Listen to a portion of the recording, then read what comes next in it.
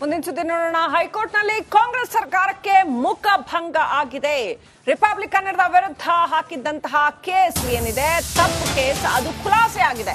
ರಾಜ್ಯ ಸರ್ಕಾರಕ್ಕೆ ಹೈಕೋರ್ಟ್ ತೀವ್ರವಾಗಿ ತಪರಾಕಿ ಕೊಟ್ಟಿದೆ. ಅರ್ಣಬ್ ಗೋಸ್ವಾಮಿ, ರಿಪಬ್ಲಿಕ್ ಕನ್ನಡದ editor in chief Arnab Goswami ಅವರ ವಿರುದ್ಧದ ಕೇಸ್ ಏನು ಹಾಕಿತ್ತು, ಅದಕ್ಕೆ ಹೈಕೋರ್ಟ್ ಗರಂ ಆಗಿದೆ. ಯಾಕಂತಂದ್ರೆ ಸಾಕ್ಷ್ಯಗಳೇ ಇಲ್ಲ. ಯಾವ ಸಾಕ್ಷ್ಯದ ಆಧಾರದಲ್ಲಿ ಕೇಸ್ ದಾಖಲಾಗಿದೆ ಅಂತ ಪ್ರಶ್ನೆ ಮಾಡಿದ್ದಾರೆ ಕೋರ್ಟ್. ಜಡ್ಜ್ ಅವರ ಪ್ರಶ್ನೆಗೆ ಸರ್ಕಾರ ಉತ್ತರ ನೀಡಿಲ್ಲ. ಯಾಕಂದ್ರೆ ಉತ್ತರ ಇಲ್ಲ. ಅಲ್ಲಿ ಈ ಸೆಕ್ಷನ್ ಹೆಂಗ್ ಅಪ್ಲೈ ಆಗುತ್ತೆ, ಇದರಲ್ಲಿ ರಿಪಬ್ಲಿಕ್ ಕನ್ನಡ ಅಥವಾ ರಿಪಬ್ಲಿಕ್ ಮಾಡಿರ್ತಕ್ಕಂಥ ತಪ್ಪೇನು, ಅಥವಾ ಅರ್ಣಬ್ ಗೋಸ್ವಾಮಿ ಅವ್ರ ಮೇಲೆ ಈ ತರ ಕೇಸ್ ಹಾಕಿದ್ರಲ್ಲ, ಏನು ತಪ್ಪಿದೆ, ಇದರಲ್ಲಿ ಅಫೆನ್ಸ್ ಏನು ಅನ್ನೋಂಥ ಪ್ರಶ್ನೆನ ಕೋರ್ಟ್ ಕೇಳಿದೆ. ಉತ್ತರ ಕೊಡಕ್ಕೆ ಸರ್ಕಾರದ ಹತ್ರ ಉತ್ತರ ಇಲ್ಲ. ಕೋರ್ಟ್ ಟೈಮ್ ವೇಸ್ಟ್ ಮಾಡ್ತೀರಾ ಅಂತ ಕೋರ್ಟ್ ಛೀಮಾರಿ ಹಾಕಿದೆ. ಸೊ ಅಲ್ಲಿ ಪ್ರಮುಖ ಅಂಶಗಳು ಏನು ಉಲ್ಲೇಖ ಆಗಿದೆ ಅನ್ನೋದ್ರ ಬಗ್ಗೆ ಮತ್ತೊಂದು ಡೀಟೇಲ್ಸ್ ಲಭ್ಯವಾಗ್ತಾ ಇದೆ. ಇದೇ ವಿಚಾರಕ್ಕೆ ಸಂಬಂಧಪಟ್ಟಂತೆ ಅರ್ಣಬ್ ಗೋಸ್ವಾಮಿ ವಿರುದ್ಧ ಸುಳ್ಳು ಕೇಸ್ ಹಾಕಲಾಗಿದೆ ಅಂತ ಹೈಕೋರ್ಟ್ ಛೀಮಾರಿ ಹಾಕಿದೆ. ಅರ್ಣಬ್ ಗೋಸ್ವಾಮಿ ಯಾವುದೇ ತಪ್ಪು ಮಾಡಿಲ್ಲ, ಹೈಕೋರ್ಟ್ ಈ ರೀತಿ ಅಭಿಪ್ರಾಯ ವ್ಯಕ್ತಪಡಿಸಿದೆ. ಅರ್ಣಬ್ ಪ್ರಜಾಪ್ರಭುತ್ವದ 4ನೇ ಅಂಗದ ಪ್ರಖ್ಯಾತ ವ್ಯಕ್ತಿ, ಅವರನ್ನ ಟಾರ್ಗೆಟ್ ಮಾಡಿ ಸುಳ್ಳು ಕೇಸ್ ಹಾಕಿದ್ದೀರಿ. ಇಲ್ಲಿ ಆಗಿರುವಂತಹ ಬೆಳವಣಿಗೆಗಳಿಗೂ ವರದಿ ಪ್ರಸಾರ ಆಗಿದ್ದಕ್ಕೂ ನೀವು ದಾಖಲು ಮಾಡಿರುವಂತಹ ಸೆಕ್ಷನ್ಗಳಿಗೂ ಯಾವುದಕ್ಕೂ ಕೂಡ ಒಂದಕ್ಕೊಂದು ಸಂಬಂಧ ಇಲ್ಲ ಅನ್ನೋದನ್ನ ಬಹಳ ಸ್ಪಷ್ಟವಾಗಿ ಹೈಕೋರ್ಟ್ ಇಲ್ಲಿ ಉಲ್ಲೇಖ ಮಾಡಿದೆ. ಈ ಕೇಸ್ನಲ್ಲಿ ಅರ್ಣಬ್ ಅವರನ್ನ ಯಾಕೆ ತಂದಿದ್ದೀರಿ, ಅದಕ್ಕೆ ಕಾರಣನೇ ಇಲ್ಲ ಅಂತ ಹೈಕೋರ್ಟ್ ಇಲ್ಲಿ ಪ್ರಮುಖ ಅಂಶವನ್ನ ಉಲ್ಲೇಖ ಮಾಡಿದೆ.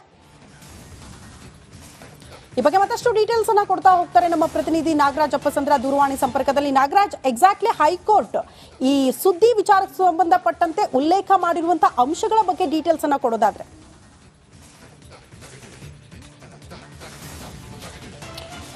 ಶ್ರುತಿ, ಏನು republic network editor in chief Arnab Goswami ವಿರುದ್ಧ ಒಂದು ರಾಜ್ಯ ಸರ್ಕಾರ SJ ಪಾರ್ಕ್ ಠಾಣೆಯಲ್ಲಿ ಒಂದು ಪ್ರಕರಣವನ್ನ ದಾಖಲಿಸಿತ್ತು. ಅದನ್ನ ರದ್ದು ಕೋರಿ ಹೈಕೋರ್ಟ್ಗೆ ನಾವು ಒಂದು ಮನವಿಯನ್ನು ಸಲ್ಲಿಸಿ ರಿಟ್ ಪಿಟಿಷನ್ ಅನ್ನ ಹಾಕಿದ್ವಿ. ಅದಕ್ಕೆ ಸಂಬಂಧಿಸಿದಂತೆ ನಮ್ಮ ಪರವಾಗಿ ಹಿರಿಯ ವಕೀಲ ಅರುಣ್ ಶ್ಯಾಮ್ ವಾದವನ್ನ ಮಾಡಿದ್ರು. ಇಲ್ಲಿ ಪ್ರಮುಖವಾಗಿ 7 ಅಂಶಗಳನ್ನ ಹೈಕೋರ್ಟ್ ಏಕಸದಸ್ಯ ಪೀಠ ಜಸ್ಟಿಸ್ M ನಾಗಪ್ರಸನ್ನ ಅವರಿದ್ದ ಪೀಠ ಒಂದು ಆದೇಶವನ್ನ ಮಾಡಿರ್ತಕ್ಕಂಥದ್ದು. ಇದರಲ್ಲಿ ಬಹಳ ಸ್ಪಷ್ಟವಾಗಿ ಕೇಳ್ತಾರೆ, ಇಲ್ಲಿ ಏನು 505 2 ಪಂಗಡಗಳ ಅಥವಾ ಸಮುದಾಯಗಳ ನಡುವೆ ದ್ವೇಷವನ್ನ ಬಿತ್ತುವ ಆರೋಪವನ್ನು ಹೊರಿಸಿದಿರಿ.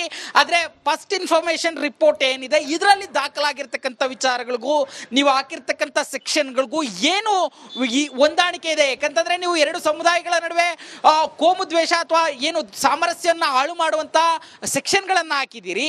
ಆದ್ರೆ ಅವರು ಆನ್ ಏರ್ ಮಾಡಿರ್ತಕ್ಕಂಥ ಸುದ್ದಿ ಏನು, ಮತ್ತೆ ನೀವೇನ್ ಹೇಳ್ತಾ ಇದ್ದೀರಿ, ರಿಪಬ್ಲಿಕ್ ಕನ್ನಡದಲ್ಲಿ ಒಂದು ಸುದ್ದಿ ಹೋಯ್ತು CM ವಿಚಾರಕ್ಕೆ ಸಂಬಂಧಿಸಿದಂತೆ ಅಂತೇಳಿ, ಅದರ ಒಂದು ದೈನಂದಿನ ಕಾರ್ಯಗಳಲ್ಲಿ ಅಥವಾ ಡೇ ಟು ಡೇ ಪ್ರೋಸೆಸ್ ಏನಿದೆ, ಇದರಲ್ಲಿ ಅದರ ಮುಖ್ಯಸ್ಥರು ಇರ್ಬೋದು ಅರ್ಣಬ್ ಗೋಸ್ವಾಮಿ ಅವರು, ಆದರೆ ಡೇ ಟು ಡೇ ಪ್ರೋಸೆಸ್ ಅಲ್ಲಿ ಅವರು ಭಾಗಿಯಾಗಲ್ಲ, ಮತ್ತೆ ಹೇಟ್ ಸ್ಪೀಚ್ ಯಾವುದನ್ನು ಅವರು ಮಾಡಿಲ್ಲ. ಹೀಗಿರುವಾಗ ಅವರನ್ನ ಈ ಒಂದು ಪ್ರಕರಣದಲ್ಲಿ ಯಾಕೆ ಆರೋಪಿಯನ್ನ ಮಾಡಿದಿರಿ?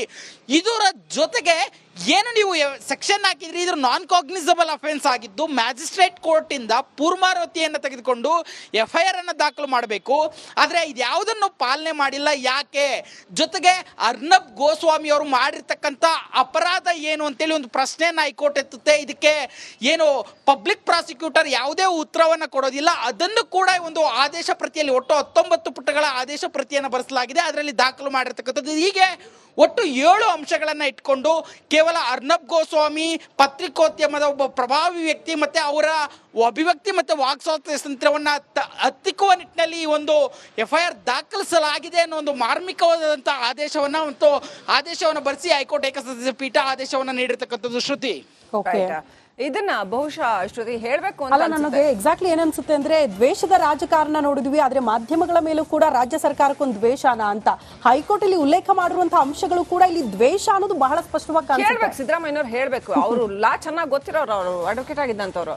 ಆ ಸೆಕ್ಷನ್ 501 502 ಹೆಂಗಿದಕ್ಕೆ ಅಪ್ಲೈ ಆಗುತ್ತೆ, ಮತ್ತೆ ಅದನ್ನ ಇಟ್ಕೊಂಡು ನೀವು ಇಡೀ ಪ್ರಪಂಚದಲ್ಲೇ ಪ್ರಖ್ಯಾತವಾಗಿರ್ತಕ್ಕಂಥ ರಿಪಬ್ಲಿಕ್ ನೆಟ್ವರ್ಕ್ ನ ಎಡಿಟರ್ ಇನ್ ಚೀಫ್ ಮೇಲೆ ಈ ತರ ಒಂದು ಸುಳ್ಳು ಕೇಸು, ಫೇಕ್ ಕೇಸ್ ಹಾಕ್ತೀರಿ. ನಿಮಗೆ ಸಿಟ್ಟಿದ್ರೆ, ನಿಮಗೆ ನಮ್ಮಲ್ಲಿ ತಪ್ಪು ಕಂಡ್ರೆ ನೇರವಾಗಿ ಹೋರಾಟ ಮಾಡಿ. ನೇರವಾಗಿ ತಪ್ಪೇನಿದೆ ಅದನ್ನ ಹೇಳಿ. ಏನಾದ್ರು ಇದ್ದರೆ ಅಕಸ್ಮಾತ್ ಏನು ಇಲ್ಲ ಅಂದ್ರೆ ಇಂಥದ್ದು ಸುಳ್ಳು ಪಳ್ಳು ಕೇಸ್ ಹಾಕೊಂಡು ಯಾಕೆ ಸುಮ್ನೆ ದ್ವೇಷ ಸಾಧಿಸಕ್ಕೆ ನೋಡ್ತೀರಾ ಅನ್ನೋದು ನಿಜಕ್ಕೂ ಸಿಲಿ. ಇದು ಬಹಳ ಸಿಲಿ. ಇದು ಕರ್ನಾಟಕದಲ್ಲಿ ಪತ್ರಿಕೋದ್ಯಮನ ತುಳಿಯೋದಕ್ಕೆ ನೇರವಾಗಿ ದಿಟ್ಟವಾಗಿ ನಾವು ಮಾತನಾಡುವಂತ ನಿರ್ಭೀತಿಯಿಂದ ರಿಪಬ್ಲಿಕ್ ಮಾಡ್ತಾ ಇರ್ತಕ್ಕಂಥ ಪತ್ರಿಕೋದ್ಯಮನ ತುಳಿಯೋದಕ್ಕೆ ಮಾಡ್ತಾ ಇರ್ತಕ್ಕಂಥ ಪ್ರಯತ್ನನ ಇದು ಅನ್ನೋದು ನಮ್ಮ ಪ್ರಶ್ನೆ. ಹೈಕೋರ್ಟ್ ಮಾರ್ಮಿಕವಾಗಿ ಅದೇ ವಿಚಾರಗಳನ್ನ ಪ್ರಮುಖ ಅಂಶ. ಮುಂದಿನ ಸುದ್ದಿ ನೋಡೋಣ. ಹೈಕೋರ್ಟ್ ನಲ್ಲಿ ಕಾಂಗ್ರೆಸ್ ಸರ್ಕಾರಕ್ಕೆ ಮುಖಭಂಗ ಆಗಿದೆ. ರಿಪಬ್ಲಿಕನ್ನರ ವಿರುದ್ಧ ಹಾಕಿದ್ದಂತಹ ಕೇಸ್ ಏನಿದೆ, ತಪ್ಪು ಕೇಸ್, ಅದು ಖುಲಾಸೆ ಆಗಿದೆ. ರಾಜ್ಯ ಸರ್ಕಾರಕ್ಕೆ ಹೈಕೋರ್ಟ್ ತೀವ್ರವಾಗಿ ತಪರಾಕಿ ಕೊಟ್ಟಿದೆ. ಅರ್ಣಬ್ ಗೋಸ್ವಾಮಿ, ರಿಪಬ್ಲಿಕ್ ಕನ್ನಡದ editor in chief Arnab Goswami ಅವರ ವಿರುದ್ಧದ ಕೇಸ್ ಏನು ಹಾಕಿತ್ತು ಅದಕ್ಕೆ ಹೈಕೋರ್ಟ್ ಗರಂ ಆಗಿದೆ. ಯಾಕಂತಂದ್ರೆ ಸಾಕ್ಷ್ಯಗಳೇ ಇಲ್ಲ. ಯಾವ ಸಾಕ್ಷ್ಯದ ಆಧಾರದಲ್ಲಿ ಕೇಸ್ ದಾಖಲಾಗಿದೆ ಅಂತ ಪ್ರಶ್ನೆ ಮಾಡಿದ್ದಾರೆ ಕೋರ್ಟ್.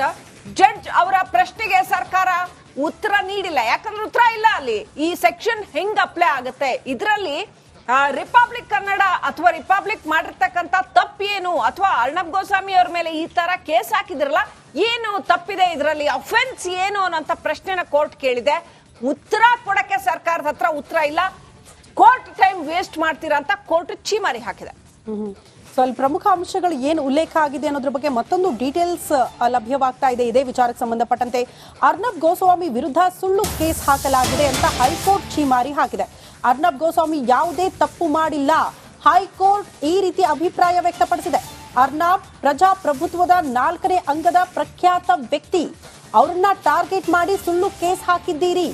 ಇಲ್ಲಿ ಆಗಿರುವಂತಹ ಬೆಳವಣಿಗೆಗಳಿಗೂ ವರದಿ ಪ್ರಸಾರ ಆಗಿದ್ದಕ್ಕೂ ನೀವು ದಾಖಲು ಮಾಡಿರುವಂತಹ ಸೆಕ್ಷನ್ಗಳಿಗೂ ಯಾವುದಕ್ಕೂ ಕೂಡ ಒಂದಕ್ಕೊಂದು ಸಂಬಂಧ ಇಲ್ಲ ಅನ್ನೋದನ್ನ ಬಹಳ ಸ್ಪಷ್ಟವಾಗಿ ಹೈಕೋರ್ಟ್ ಇಲ್ಲಿ ಉಲ್ಲೇಖ ಮಾಡಿದೆ. ಈ ಕೇಸ್ನಲ್ಲಿ ಅರ್ಣಬ್ ಅವರನ್ನ ಯಾಕೆ ಎಳೆತಂದಿದ್ದೀರಿ, ಅದಕ್ಕೆ ಕಾರಣನೇ ಇಲ್ಲ ಅಂತ ಹೈಕೋರ್ಟ್ ಇಲ್ಲಿ ಪ್ರಮುಖ ಅಂಶವನ್ನ ಉಲ್ಲೇಖ ಮಾಡಿದೆ. ಈ ಬಗ್ಗೆ ಮತ್ತಷ್ಟು ಡೀಟೇಲ್ಸ್ ಅನ್ನ ಕೊಡ್ತಾ ಹೋಗ್ತಾರೆ ನಮ್ಮ ಪ್ರತಿನಿಧಿ ನಾಗರಾಜ್ ಅಪ್ಪಸಂದ್ರ ದೂರವಾಣಿ ಸಂಪರ್ಕದಲ್ಲಿ. ನಾಗರಾಜ್, ಎಕ್ಸಾಕ್ಟ್ಲಿ ಹೈಕೋರ್ಟ್ ಈ ಸುದ್ದಿ ವಿಚಾರಕ್ಕೆ ಸಂಬಂಧಪಟ್ಟಂತೆ ಉಲ್ಲೇಖ ಮಾಡಿರುವಂತಹ ಅಂಶಗಳ ಬಗ್ಗೆ ಡೀಟೇಲ್ಸ್ ಅನ್ನ ಕೊಡೋದಾದ್ರೆ.